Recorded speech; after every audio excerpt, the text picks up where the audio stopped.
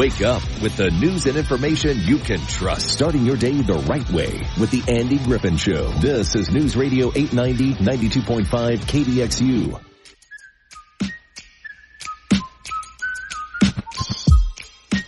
Weird week, huh? Labor Day on Monday. Most of us had the day off, and now here we are on a Friday. And does it feel like a Friday? I don't know.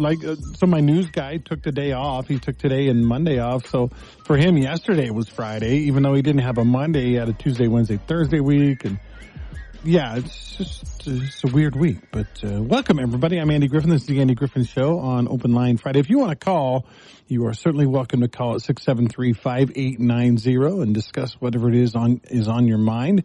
673-5890. You can text me at 467-5842. Both of those are 435 area code.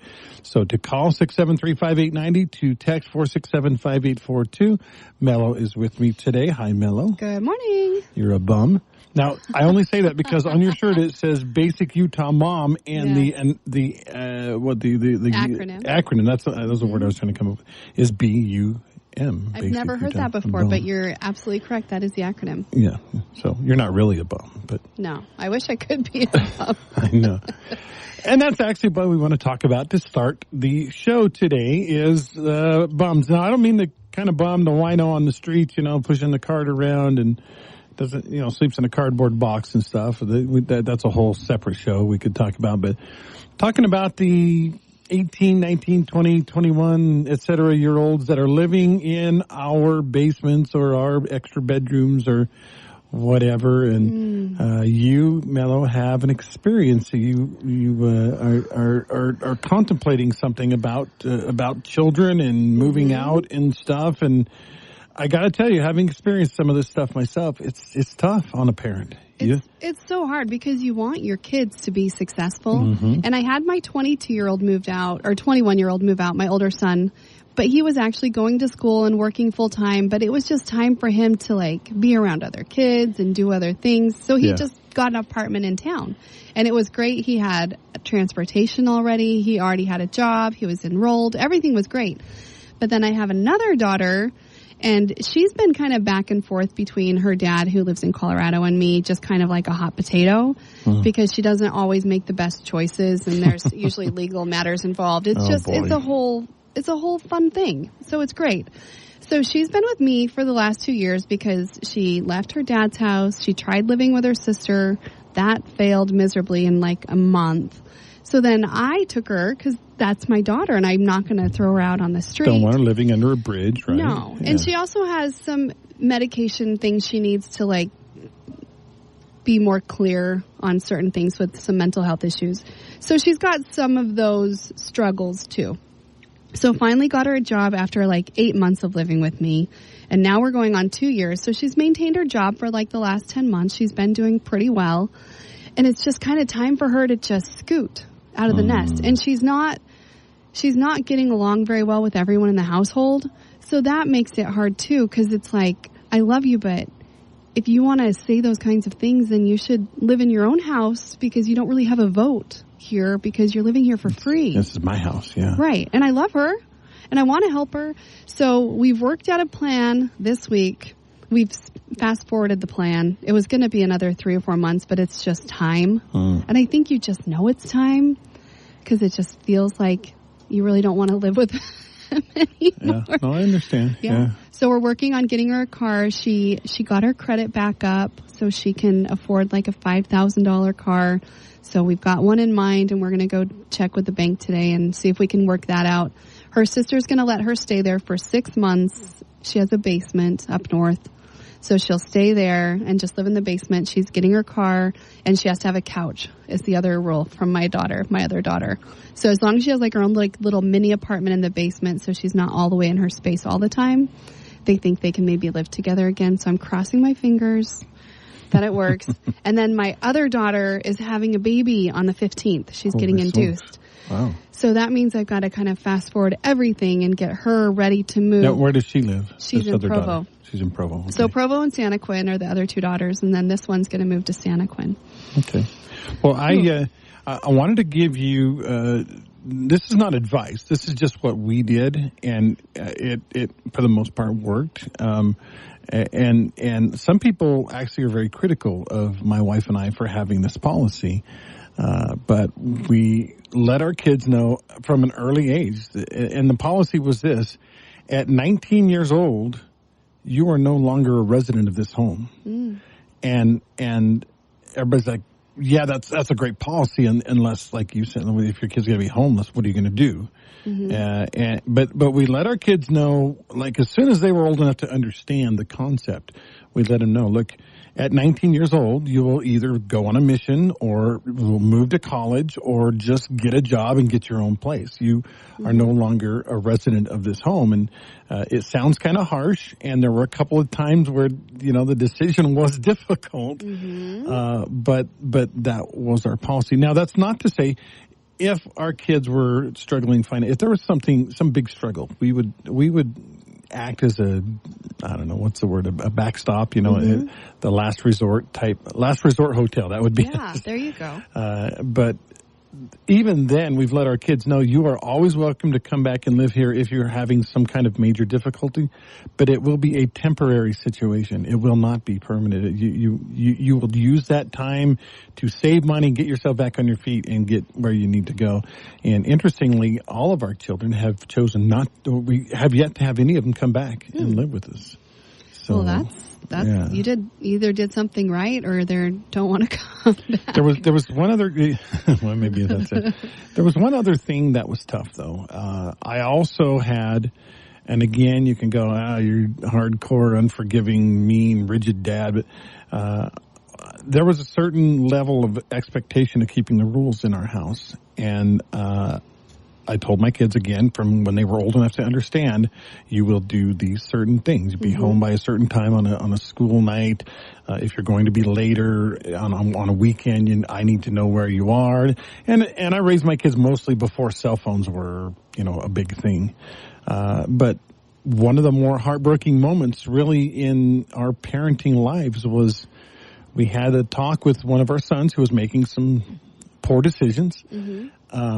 And we sat down and said, look, if you can't keep the rules of this house, you're going to have to move out. He was 17. And we went out to dinner.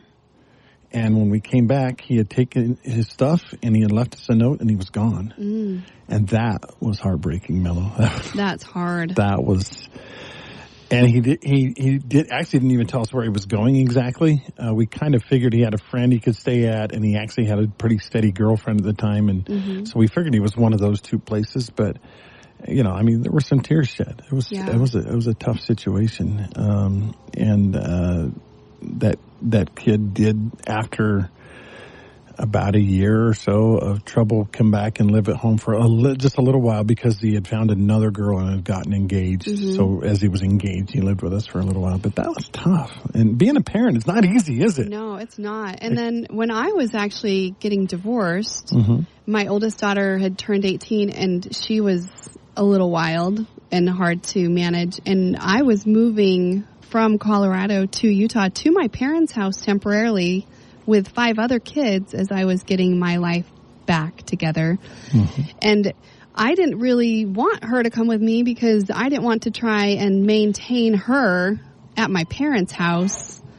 And her dad didn't really want her to stay there. So we kind of encouraged her to join the military. She ended up joining the Navy, and she was...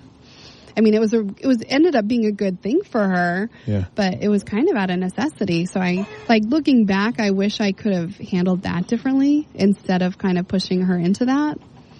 But it ended up kind of working out because now she's a homeowner thanks to the GI Bill or the VA loan. Yeah. Nice. Well, I think what maybe the only thing we've learned or we've really confirmed here is being a parent is really hard. Sometimes it sucks. And I have a friend, and his kids are little, and he's like, can't wait till my kids grow up. Sometimes it's so hard, and I'm like, dude, you have no idea. It's so much easier when you can control all those situations around. Yeah, when your kids grow up, they still do dumb things. They still make stupid decisions. Only the difference is you have no control anymore. No. In fact, you can't even really say anything because they will go, oh, you don't like the way I do it? All right, I won't bring the grandkids around, or I'm not going to come visit, or and all of a sudden every little bit of leverage and power you had is gone. Right. The power's turned to the grandkids. Yeah. So, and that's where we're at right now. I have some young in-law types, and it's they've never said that, but the implication is there. Mm-hmm. You will accept exactly what I do and what I think, because if you don't, no grandbabies for you. Oh my gosh, so, yeah. My daughter said, you have to get this shot, and you have to not kiss the baby, and you have to do all these things. And the baby's not even here yet. So I had to go get my Tdap, make sure that was done. I had a lot of little checklists to do to see the baby. We had to wear a mask, because the oldest of our grandkids were born 2020. Mm. And so we had to wear a mask around our own grandchildren for the first 6 or whatever months. Mm. And that was like, are you kidding me, right? Like, mm-hmm. First of all, I don't have it, and second of all, this is my grandbaby, and they're not even going to know what their grandparents look like if we don't change this policy soon. Oh, that's true. Oh, it was sad, yeah. So, all right, I'm going to read to you. We're talking about young people a little bit. I want to read to you. This is hypothetical. This is not real. But I want to get your real reaction, and I'm going to react to it as well, Melo. This is a little piece written by Paul Rosenberg, Free Man's Perspective. And again, this is in the future, hypothetical, and I have mixed feelings about this. So I'm going to tell you right up front, you will probably have mixed feelings about this too. You'll be like, well, that's good, but that's bad. But So here goes. You ready? Mm-hmm. All right. In 2025, so that hasn't happened yet, after realizing that humanity had been at war for 6,000 years or more, with seldom a break of even a single year, and very often in several places at once, a simple thought appeared in at least 100 young minds and scattered across that were scattered across our planet. It's not the evil old men who keep all the wars going. It's us, the 18-year-olds. The problem they saw was that they kept obeying the bitter and rapacious old men, swept along by authority and a fear of standing alone. They had been, for millennia, marching off to kill other young people exactly like themselves. The 18-year-olds on the opposite sides of the battle lines had been doing precisely the same thing, obeying the orders of their own bitter and rapacious old men. And then a very simple thought struck them. If the 18-year-olds in every country agreed to not fight, who would? After all, the old men never fought for themselves. And so, being a generation gifted with worldwide communication, they began to find each other and to talk amongst themselves.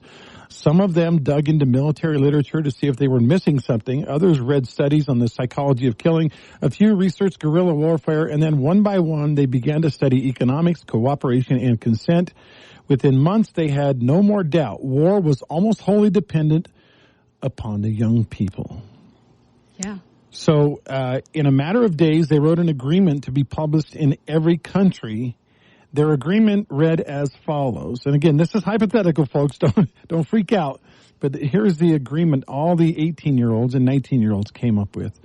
We, young men and women of all nationalities, hereby vow not to kill each other at the behest of old men and old women. We don't want to fight. We do not want to die. We do not want to see our friends dismembered, nor do we want to dismember others, or even to assist in it. We want to live and love. Most of us want families. All of us want rewarding lives, and we do not want to live with the nightmares of war. If the old people want war so badly, let them go fight it. They've already had their families and their careers. Bitter old men and women will send us off to war forever if we let them. They've been doing just that continuously for 6,000 years. They're not going to change. The jungle warlord and the militant senator are precisely the same in this.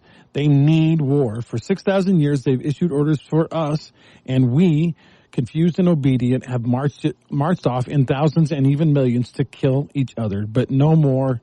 We, the 18-year-olds of the world, hereby affirm that we will not go to war. We will fight to protect our homes and towns if necessary, but we will not march off based upon the fears and intimidations of old men and women to fight other 18-year-olds like ourselves. We are confirmed in this resolve by the wise words of Albert Einstein. Nothing will end war unless the people themselves refuse to go to war. We therefore jointly refuse. Let the old men kill each other if they care about that so much. Mm-hmm. All right, Melo, I'm going to give my reaction in a minute. I want to hear yours first on this hypothetical worldwide joint agreement of 18-year-olds to not fight. You know what? I've heard quotes about this before, and I just looked it up while you were talking about that. And it's true. It's true. The older men that are in power, or the richer men that are in power, are the ones that are leveraging the youth to fight the wars. But by the same token, without the young people fighting World War II, Nazi Germany would have prevailed. Right, and it's about defending freedom, right? So there has to be a sense of allegiance to the flag, which I'm afraid is waning in the youth. Yeah, that's sad. Yeah. So there is a concern that we won't have the people. I mean, look at what's happening with the younger generation of people. They're not sure if they're men or women right now. Oh, boy. Like, they don't even know what they are. How are they going to stand for anything, really? There is, and this is a little off topic, but there's a restaurant in town, a new restaurant. I'm not going to say their name. I don't want to ruin their business, but noticed, first of all, some vulgarities on the wall and their decorations, but second of all, a very prominent trans or multi-gender bathroom, right? Kind of almost in your face. Like, hey, here's where all the people who don't know what gender they are or don't care what gender, whatever, can go to the bathroom. And I was just like, So it didn't have like men or women? It didn't have both? Because sometimes they'll have both because they just have one bathroom, or they had a men and a women's and then a trans. Oh, really? Bathroom in the middle. And so, I don't know. Basically, I was like, yeah, I don't think I can come back here. But that's how I feel. Yeah. So, but back to the 18-year-olds agreement, worldwide agreement not to fight. I really, really came out of that, reading that article, with mixed emotions. Mm-hmm. Number one, I was like, yeah, peace, no more wars. That's pretty cool. Immediately, though, I was like, wait a minute. You really think the young Palestinian militants, the Hamas, are going to agree not to fight? Right. I don't. Somebody's going to agree to fight, and that's the problem why we always have to have some type of military. We need to have a strong military in order to protect the country. Yeah. When it's actually utilized by a commander-in-chief who cares about the country. Exactly. If I think everyone listening, I think, would agree, if all young people in the whole world would agree not to fight anymore, they'd be okay with that.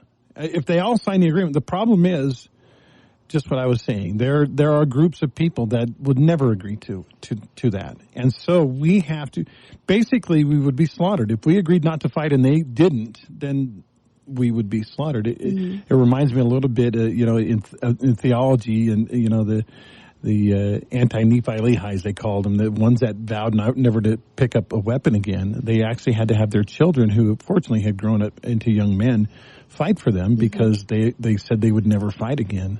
They would have been slaughtered had they not had their children to protect them. But they're still fighting, like, technically, right? It's like a proxy fight, but they're still sort of, yeah. I don't know that sort of, yeah. That's interesting. Idealistically, honestly, nobody wants war. Nobody wants people to die.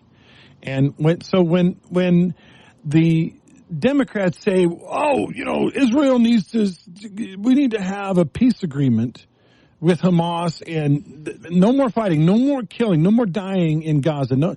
All of that's bad. And then they say, well, Democrats want war. I mean, the Republicans want war. They want people to die. No, we don't. We want peace.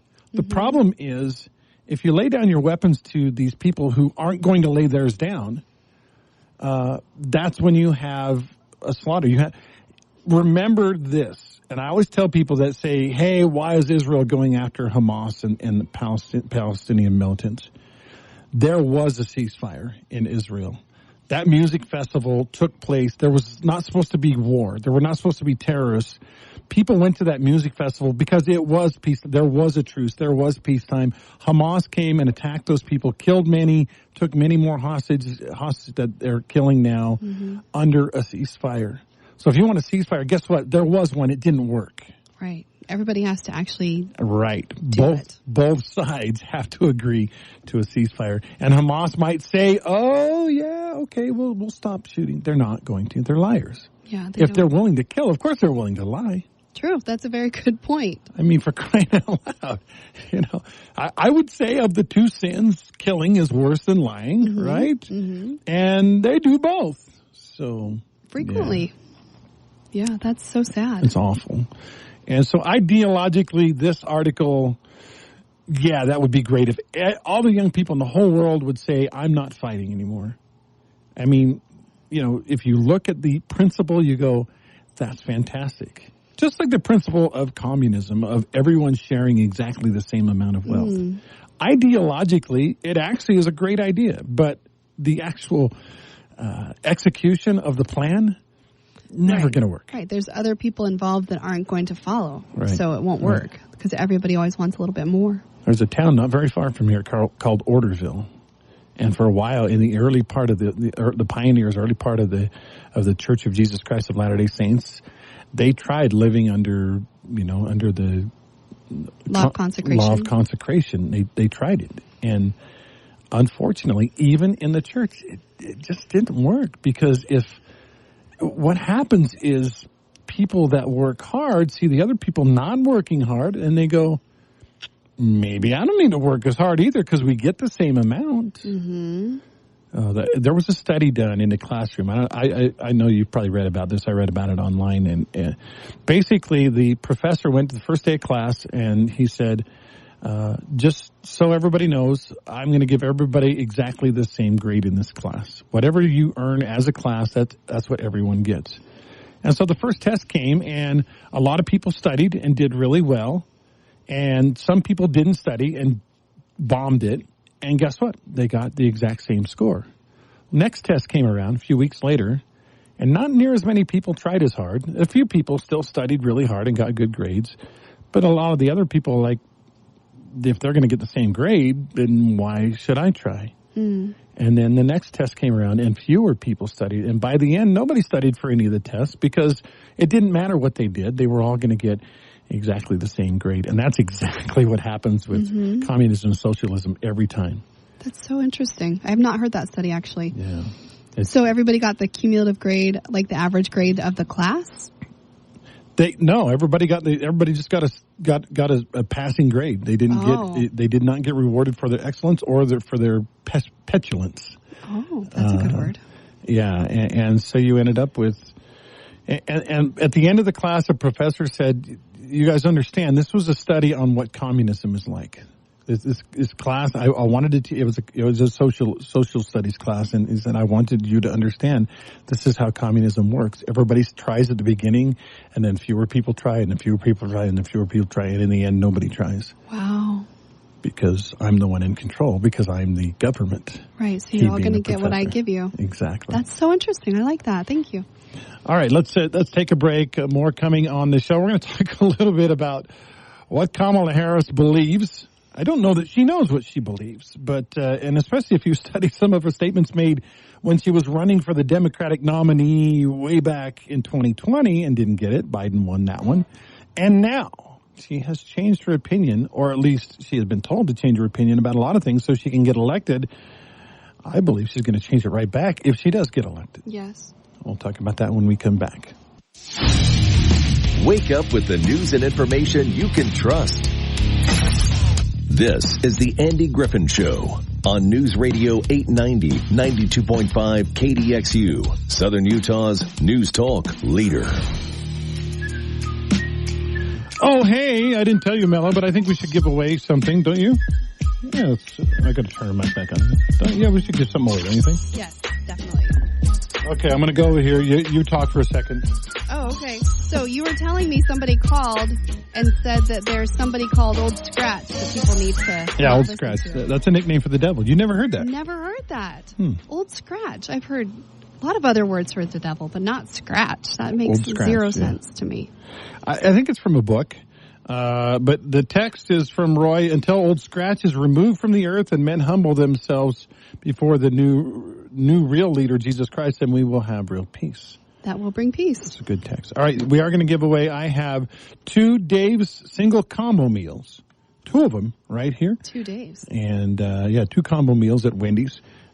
just give me a call right now, 673-5890. Melo will answer. I'm going to turn your mic down, Melo, while you answer the phone.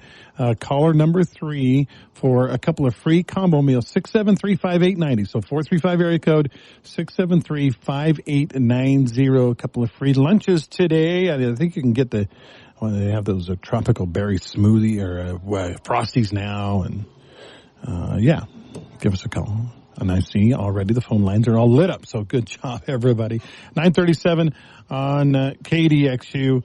While she's answering the phones, I want to talk a little bit about, this is something that, I don't know, it has bothered me, but should it bother me? Should I be happy with the way it is? And here's what it is. So we recently moved into a new neighborhood. Recently, I say, it was 4 or 5 years ago. When we moved in, our daughters were just on the cusp of adulthood. They were one was about to graduate high school. The other one was like a sophomore or junior in high school. Since then, obviously, it's been 5 years. They've moved out, and one's married. The other one is traveling abroad, going to college, study abroad program. So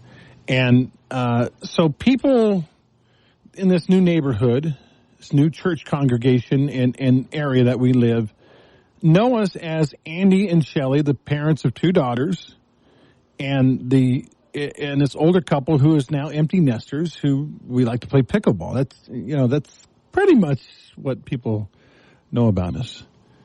And it's a weird thing because I want to tell them, I'm actually the parent of 5 children. I have 3 sons, which they never lived where we are. People don't know that. I have, I was a musician. I was a rock DJ. I love Ford Mustangs. I have all these things about me that I think are more complex than Andy, the old guy who has 2 daughters and now is an empty nester. And then I thought, well, you know what though? I do it too. So when we moved into this neighborhood, we got to know a few different people, and it was like, okay, that's so-and-so, the old lady, and her husband has died, and she's a widow, and she's, that's so-and-so. They had, they have a certain number of kids, and they like to go to the lake. They own a boat, and it's just so weird. People don't know us for who we really are anymore when we move around a little bit. And in a way, I envy people who lived their whole lives in the same place. I think that's cool because I think people know you. There are guys who, and by the way, Melo's back, right? Are you back? Yep, okay. We have our winner. Wes won. Wes, way to go, Wes. Come and get those. I've got them right here. I will get them to Melo when we go to commercial break, and she will get them out there ready for you to pick up. But so I think it's weird. Like, Melo, I didn't know you when you were 25. I didn't know me when I was 25. I didn't know you as the mom of 6 kids. Mm-hmm. I know you now as a lady who's a little bit older than 25, mm-hmm. Who has basically 1 kid that you're kind of responsible for raising right now. The others are, well, I guess 2, mm-hmm. but the others are essentially adults. Mostly grown, yep. And I know you as a realtor, and I know you as, an up-and-coming radio superstar. Ooh. Yeah. But I don't know. I guess what I'm trying to say is people have led these amazing, complex lives, and we don't even know about it. I was thinking about my dad. My dad is 89, right? He is, he goes swimming 3 times a week. For an 89-year-old, he really does a lot of great stuff. And he gets mad at himself sometimes. I can't remember. He'll try to remember a name, and he can't extract it from his brain, even though it's in there somewhere. But people don't know my dad. My dad was a television weatherman. He was a college professor. Mm-hmm. He's a brilliant scientist. Mm-hmm. And people don't know that. They just know the old guy. That's true. That's true. I was sitting next to a lady in church like a couple weeks ago, and we were talking, and she used to teach clogging. Like, really? This little old lady. And I was like, I have no idea. I would love to see somebody move like that. It was just, you just don't get to know people until you ask questions about them. So I have some friends, and we had them over on Labor Day. We smoked, did some pulled ham. It was really good. But I had these friends over, and in the case of one of my friends and his wife, I don't know their kid. I've never met their children. They raised a family. They're retired. Well, he's not retired yet, but they're close to retirement age. They're empty nesters.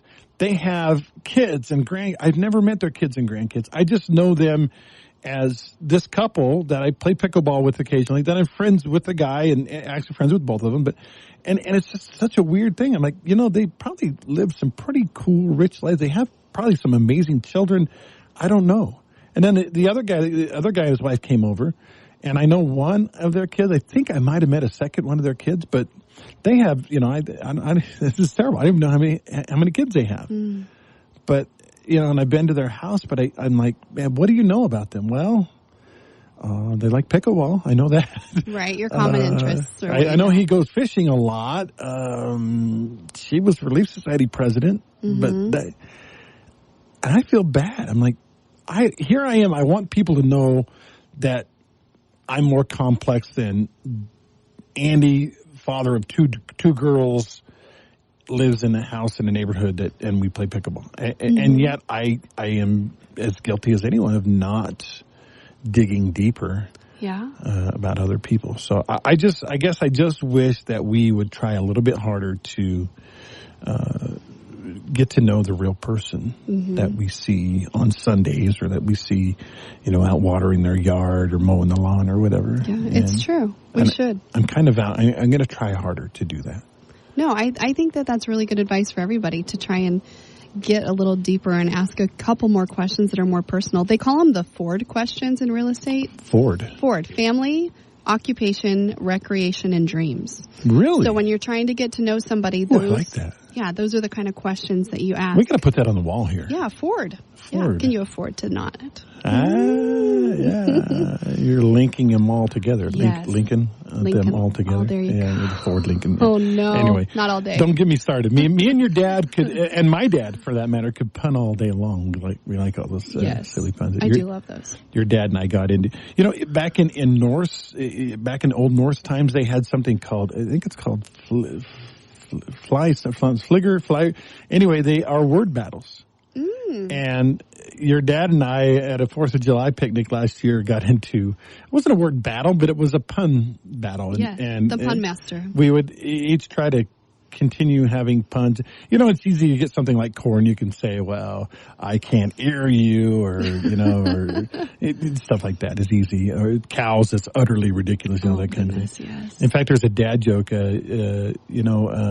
cows do better if you talk to them. It's in one ear, out the other. Oh, goodness. Yeah, I know, that's terrible. I'm sorry. we could, I've even lost my train of thought because I was thinking about more puns to say. But that went really quickly, didn't it? I think we need to try harder to get to. There are some incredible, and I've had some of them retired guys that have been and women that have been on the air, who have lived fascinating lives. I remember Tim Martin being on the show, and he was a commander of a nuclear submarine. How cool is that? No, I guess he was an engineer. But anyway, nuclear submarine. And, I've had other guys that have had all these incredible experiences in their life. I had a lady on who was an F-16 pilot in New York area when 9/11 happened. And she actually was scrambled. And she was one of the jets that was scrambled to make sure no more planes hit any more buildings. And her name was Heather, Heather Lucky Penny, they called her. Oh. But she told me that, she said, we were scrambled, but we didn't have any weapons in our jets. And so we intercepted the plane that was headed, the one that ended up crashing in a field in Pennsylvania. We intercepted that jet, and we were actually flying alongside that jet. And me and the other guy, my commander of my whatever they call it, my unit, my flight commander, said, look, we don't have any weapons, so we're going to have to take this plane down another way. And she said she contemplated for a minute, and then she said, I think I know what you're talking about. And they agreed then and there that they were going to take that plane down by him crashing the cockpit area with his jet and her crashing the cockpit area with her jet, or the tail area with her jet, thus committing, first of all, killing all the people on board, but saving who knows how many others. and killing themselves also. Jeez. That's and heavy. they were about to do that when the plane went down itself because the passengers inside said, we're not going to let you do this. Right. So talk about a sobering. Wow. But that, later on in life, and she's actually not as old as I am. I would say she's probably in her 40s or 50s now, but later on in life, people are going to say, oh, there's Heather. She's a retired old lady who, whatever, she had some kids and she's whatever. And nobody's going to know that story if they just see her as an old lady. There are so many incredibly rich stories of people who have done some amazing things in this world. So where are ways that people can share more about the unique things about them? Like Facebook, I guess you could have interesting story, but then it's kind of like, oh, Facebook's look at me. Yeah. And Facebook's kind of shallow too. You can't really get real deep into anything. I think we just need to communicate with each other better. Talk with people. If someone's out there watering their lawn or mowing their lawn, stop and talk with them. My wife is fantastic at this. I am not. I'm going to try to be better though. I make so many friends in the grocery store lines. Do you? It's so fun. I love to get to know people. Well, you're a Ford girl. Ford. Tell me what it is. Family, occupation, recreation, and dreams. Yep, those are the things you can talk to people I'm about. serious. That's going on the wall here. That's in the studio. We got to put that on the wall. Yeah. All right, I got to get a commercial break in. We'll be right back. All the latest news, weather, traffic, and sports, just like you like them. You're waking up with the Andy Griffin Show on News Radio 890, 92.5 KDXU, Southern Utah's news talk leader. Welcome back. I'm Andy. Thanks for tuning in to the program. Steve is on line one. We'll go right to Steve. What's up, man? Hey, Andy. Long time ago, you and I used to meet every Sunday morning. I remember. A couple of guys named Javar and Mike and Martin. Yeah. I do remember. I was the one always late. Well, the Andy Griffin that I remember from them only had two little boys. There were no girls on the team, if I can remember. So, that's the image of you that I have had in my mind for the last 30 years or so. But about 3 years ago, my daughter gave me a birthday gift. It was a thing called Storyworth, and basically she paid $100 for it. But every week I got to choose a topic to write about, and I faithfully did that for 52 weeks, and then it was published in a book. And I've got a 460-page book that's about my life. I love it.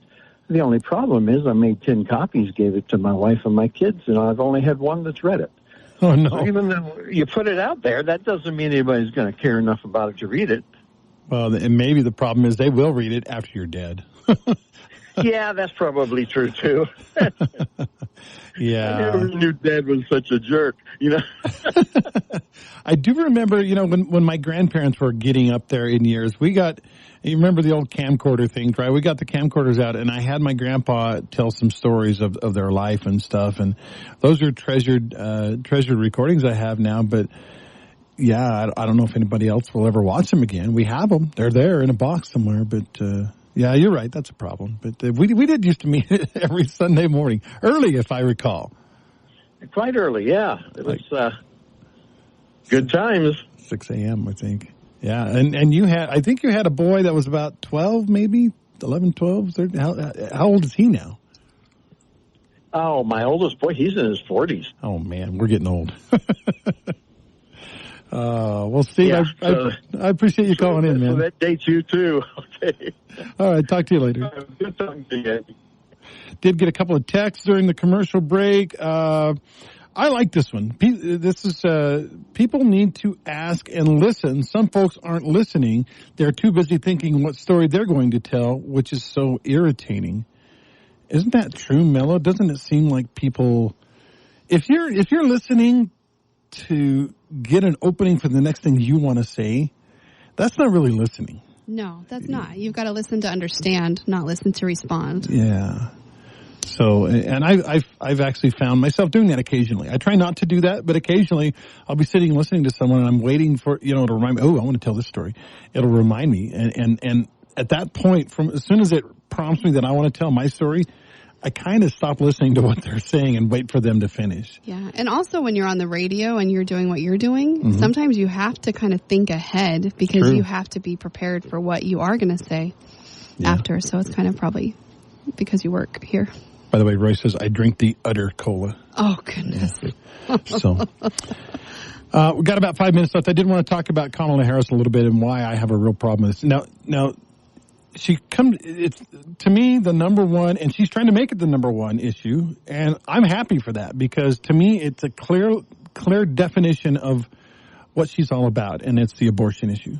She believes abortion should be legal right up until, and sometimes after the child is born, depending on what it's all about. It hurts my heart to think about abortion. It really does.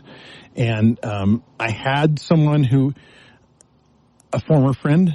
I don't know if former friend is right, because that implies we're not friends anymore. But someone that I knew before and they've moved away. Mm-hmm. So, but they railed. They got on Facebook and they railed and they said, "Well, you people that are anti-abortion don't understand." She says, "I'm a woman. I've had miscarriages, so you're calling me a murderer?"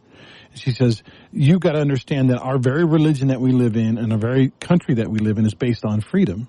And you're telling me I can't have an abortion with my body.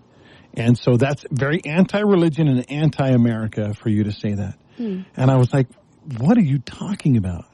What you're doing is not your body. There's another human being that has been created inside of you. And for you to be so arrogant to believe that it's my body, I can kill this child.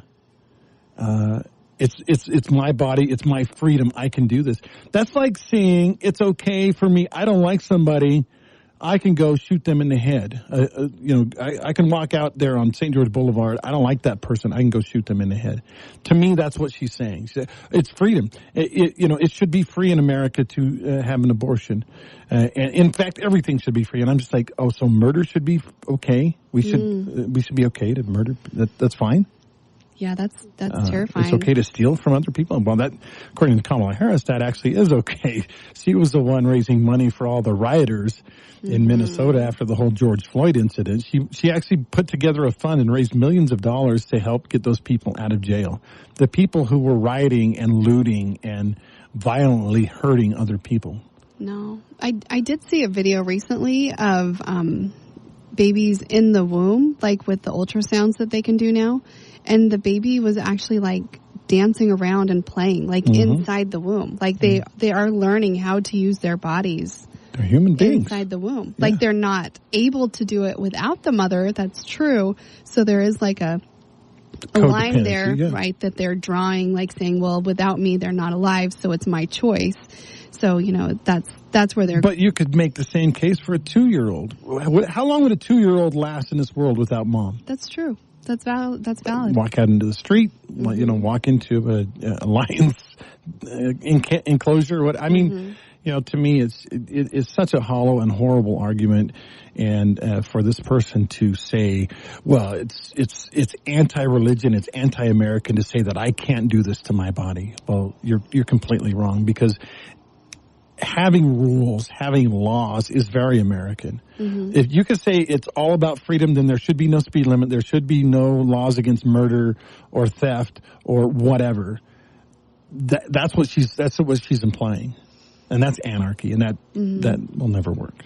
Yeah. Have you watched those Mad Max shows?